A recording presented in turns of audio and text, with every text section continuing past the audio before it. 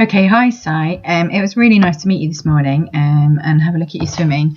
And hopefully some of the stuff that we went through this morning was useful in terms of taking it forward. It's been great looking at your swimming video, and I think we can add some value to what we spoke about earlier. Because those underwater shots and actually the right over the top shots, they just do give an even better perspective than when you're actually standing on the poolside. And the software that I've got, it basically slows it down to as slow as you want it to be, so you can really see exactly what's going on. One of the issues about sort of pool swimming is you get splashed that can kind of disguise sometimes what's actually happening, and everything happens quite quickly.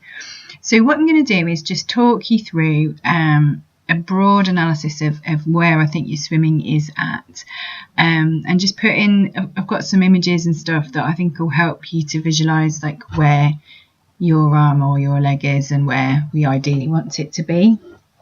I think when we discussed it, it's not about going in and like just trying to change everything. I would, when you're warming up, have a think about some of the things that we've talked about. In your main sets, just try and relax and just think about maybe one thing at a time. But if you try and think about too much, then you end up overthinking it and you lose that kind of relaxation that swimming can bring. So the first thing we looked at this morning was your breathing, and we discovered that you have quite an explosive breath pattern.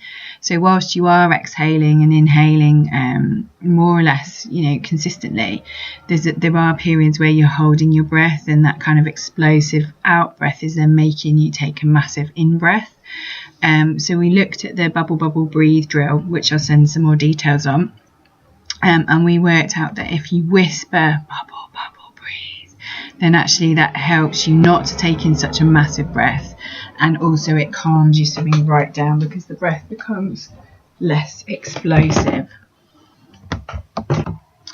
We also worked a little bit on your rotation, so looking at getting your body used to moving from side to side in the water, keeping your head still, and leading with both your hip and your shoulder, so that you're not just too shoulder driven.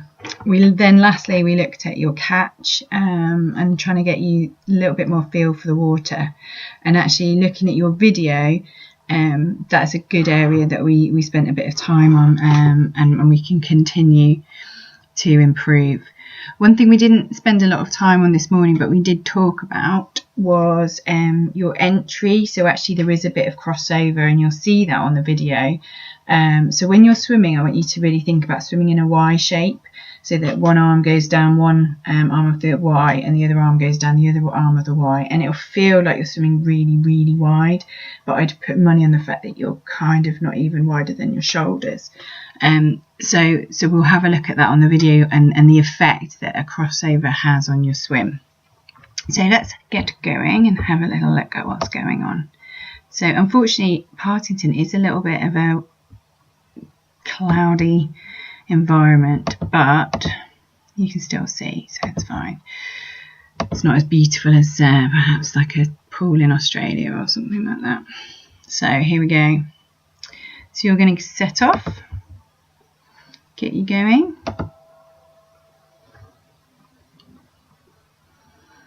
Okay, so you're pushing off, and the first shot that we've got is showing you over the top of the water from a side view.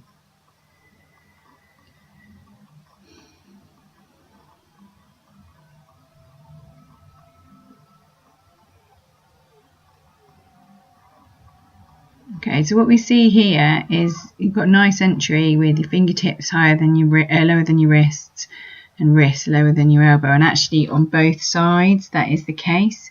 Although what you will see on your left side is that elbow collapses in.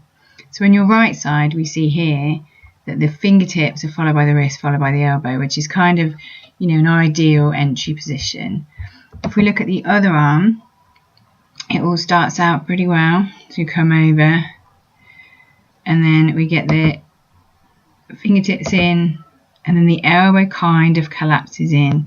Now, one way that we can get around that is by working on your rotation, but also I think relaxing the arm a little bit. So if you see, you're kind of forcing that high elbow. So I would be happier if we opened up the arm a little bit.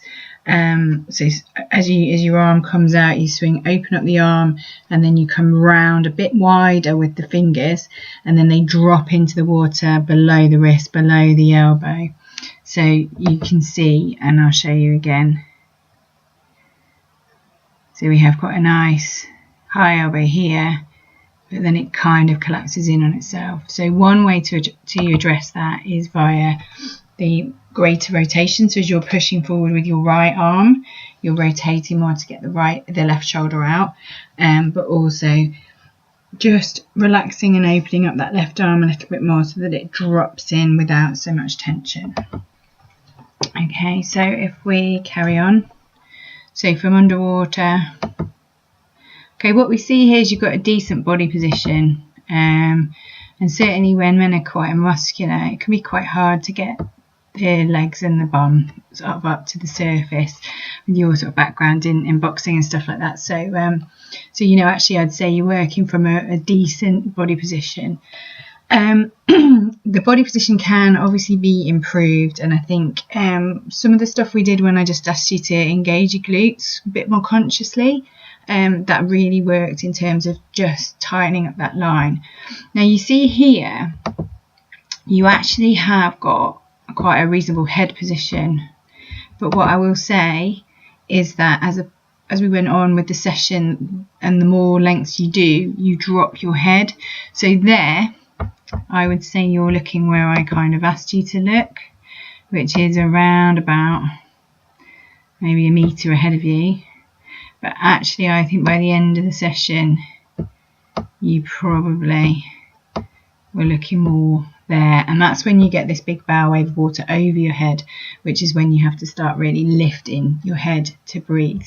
So just be conscious that if you engage your glutes and look forwards and down, you're going to create a better line than if you basically put your head right down so your bum sticks up, but your legs might still be dragging down a little bit. So if we carry on. So we can see you exhaling, which is good. What you see here, if I just go back a little bit, is the impact of that left elbow collapsing in the water. So here you can see all of the splash that happens as your left arm collapses into the water. What we also see, so your head's buried down a bit more now. What we also see when you take your breath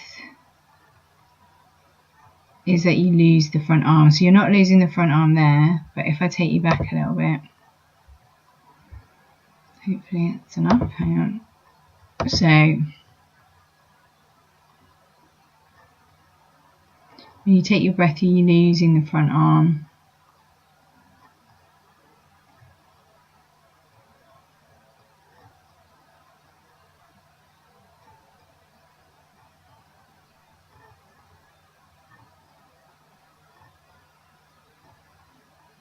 I'll get it to a bit where you're breathing.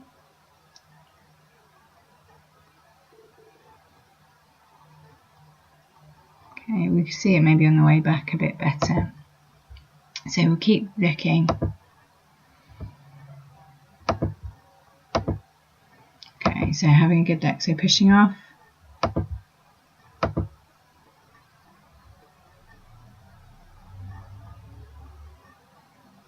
So here we go, body position quite good. What you do notice is here, so there when you were taking your breath, so you can see you end up losing the front arm and you're pushing out and round rather than in straight lines under the body. So here we go, so you're taking your breath and your arm has disappeared.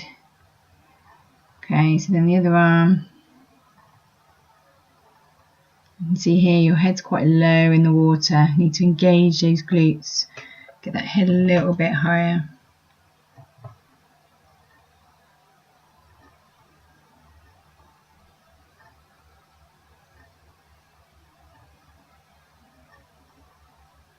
I'm waiting for another breath now. Okay, so here you're taking your breath and you're very much like losing the arm. Okay, so what we have here is a classic sort of swimming, a common swimming fault, in that you're taking your breath and you now have nothing in the front quadrant of, ooh, if I could draw a straight line that would help. Okay, so you now actually have nothing in the first quadrant of the stroke. Okay, and if we basically, when we talk about front quadrant swimming, what we're talking about is we split the body into 4, and we have a line down the middle. Here's the front quarter around about the shoulders, here's the back quadrant around about the knees. But you see here we've got absolutely nothing in the front quadrant. What you would expect at this point is that your arm would probably be about here. Okay, and there's a drill which works on the drill that we did earlier, bubble, bubble, breathe. And basically it's the same concept, but you think to yourself, bubble, bubble, straight. And as you take your breath, when you're thinking straight, you should have your ear on your shoulder and your arm should be out in front of you. So bubble, bubble, straight, ear on the shoulder, arm out in front of you, bubble, bubble, straight. So you don't have a time where actually everything's collapsing in. So what you see here is because we've lost the right arm, there's nothing to stabilize. So what you then get is this knee has to kick out. It has to kind of do something to keep your body stable. Whereas if you had this arm here, what we would see is that your legs would be able to track out behind you, and that kind of issue causes quite a lot of snaking, so snaking along the pool kind of left and right, and it also creates a lot of gaps in your stroke, so the kick becomes inefficient. You're lifting your head to breathe, you're unstable, and your knees kicking out to try and stabilize. So bubble, bubble, straight is a really, really good drill to try and correct that. So let's keep going.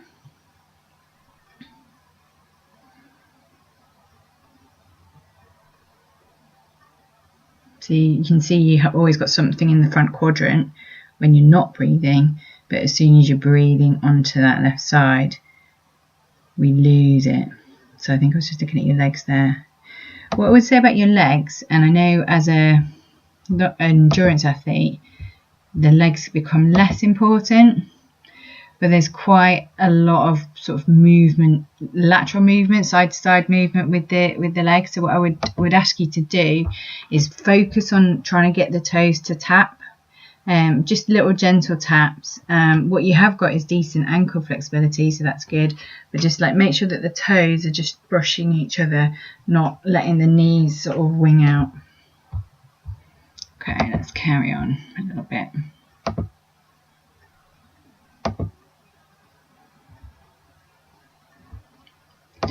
So let's swim the other way. Okay, we're going to go for the overhead shot now. So this is it's an interesting viewpoint, this actually, as a swimmer, because you're not used to seeing yourself from this angle. So you're taking your breath, and what you see straight away is that arm here is trying to track outwards. Okay, and what you see also is that this knee here, so what you've got is you're taking your breath and this arm is trying to track that way, so it's actually quite deep, and what you've also got is then this knee is trying to stabilize. So your stroke is pretty symmetrical when you don't breathe, and I think that's probably one of the reasons why you prefer not to breathe, because actually your swimming feels better when you don't breathe. So if we can get your breathing to feel sort of an integrated part of the stroke, I think you'll feel much more comfortable breathing regularly. So see that arm's totally disappeared off to the side. Now this right arm is an interesting one. So if we watch it, so we watch our left arm come in. Left arm is better in terms of lack of crossover, but we see here the elbow kind of splashes in a little bit too flat. It is crossing over, So you can see that your arm is, you feel like you're entering in front of the shoulder, but actually the fingers are here, and what you want is actually them to be more like there. Okay, so you're entering in front of the shoulder, or I can tolerate a little bit wider. I think wider, sometimes I say as wide as you dare, because I think with adults with any sort of shoulder mobility issues at all, then slightly wider is better, because you're not putting as much pressure on the shoulder.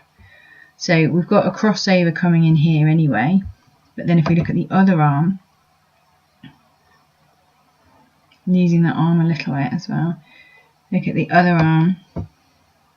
So we've got another crossover. So this one is slightly different in that we know that it tracks in really well, fingertips, wrist, elbow, but actually it does do a little bit of a swerve, in.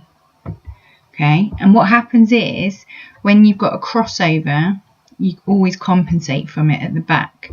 So where we see these knees kicking out, so this knee's kicking this way, basically we're getting all sorts of movement at the back because we're not tracking completely straight at the front.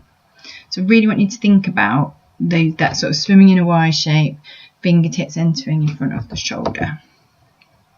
Now let's see if we can get a breath in now. See if we can see a breath. One, no. And let's see if you breathe now. So you do prefer not to breathe. So we did talk about rotation, and I think, you are, here we go, this is perfect. This is what I'm looking for. So you've breathed to your left side, and what we see straight away is that you've had to lift your head, and you've talked about the one goggle breathing, so you know about it, but because of the way that your arm is disappearing, it's almost impossible for you to do that one goggle breathing because you're just not getting the right bow wave. So your arm is pressing down on the right side, which means you're having to turn your chin. So I can see two goggles there, and look what's happened to these legs here. Okay, so we've got one leg here and one leg here, and it's a classic kind of snake position. So you lose, your arm slightly crosses over, you lose the arm from the front quadrant under the body, and you're having to overcompensate by overly rotating with the head, and the knees start to kick out to try and stabilise at the back end. So that bubble straight, or bubble stretch it's sometimes called, bubble straight drill is really good, because what we would want to see there is actually a very minimal movement. You should only really need to move your chin to your shoulder and be able to keep it more or less on the shoulder as the arm lays out. Okay, then we come back in. See that sort of crossover, we want it to go in a little bit straighter in front of the shoulder. Look at your feet as well, we can do with a bit more toe tapping, bit of a crossover there on the front arm. But you see, once you get to that position, if we ignore this leg here, which is a bit of a throwback to the crossover, once you get into that position, into your catch position, that's a really nice swimming position, but you're just crossing over and then swinging out to get there. What we want you to do is track directly into that position. So when we did that side kick drill where you were trying to find your catch point, you want to spear directly to that catch point. You don't want to have to go around the houses to get there, because it sets your body off balance. So here again, breathe. You see here, it's not anywhere near as extreme, the loss of the arm, and you can see that you're much better at the one goggle breathing here, and your arm is just a little bit wide, but it's actually not anything like as bad. And you see the compensation here is a lot less. It's a much better swimming position with your left arm out and breathing to your right. You see that crossover here.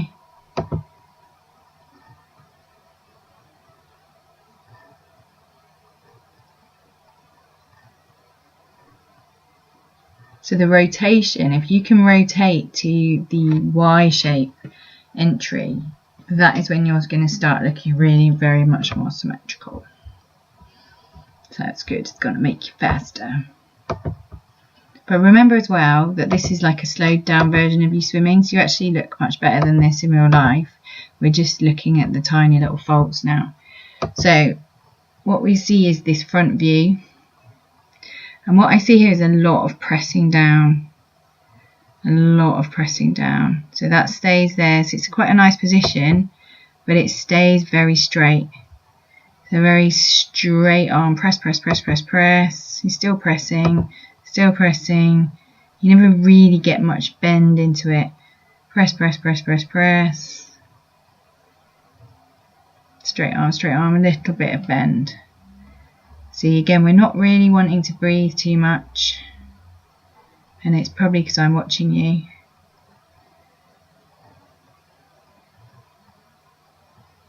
But surely you are going to breathe at some point. Okay, so here we go, we start to breathe. So we're pressing out. So you see here, you've pressed, so you're right rotated looking up, we've seen that. And your left arm is pointing directly at the bottom of the pool. There's no bend in that. So you're not getting actually any power from that arm. All you're doing is levering on that arm to enable you to turn and breathe.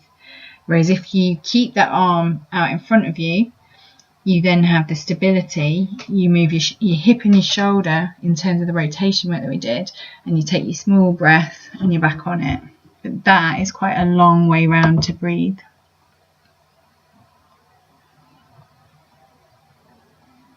Again, straight, straight, straight, straight, straight. A bit better that one. See that crossover a little bit. Swinging out. Swinging out. Okay, and also here we've got quite a late breath. And you see again, you've lost anything in that front quadrant. There's nothing there to stabilise the body. And you come back in. So one of the little tricks I think about is, so there's the bubble stretch drill, but also when you're breathing, think about you're turning. So say your right arm was coming over, you take as your right arm comes over, you take your breath to the left, and then it's like you're turning away from the arm. So the right arm comes over, you turn away from the arm, and you end up with your ear on your shoulder, and you're in that sort of nice catch position. And as you start to push down with your right hand, you bring the left arm over and put your head back in. So lots of little bits there to work on, nothing too horrendous, so don't worry. So just some little pictures. So one of the things that we talk about is the sort of Becky Adlington is a really good demonstration of that kind of angle that we want under the water. So we talked about you kind of pushing down with a straight arm, and really what you want is this kind of look. And there's a better picture here of Becky. So you want about 110 degree angle that you end up with.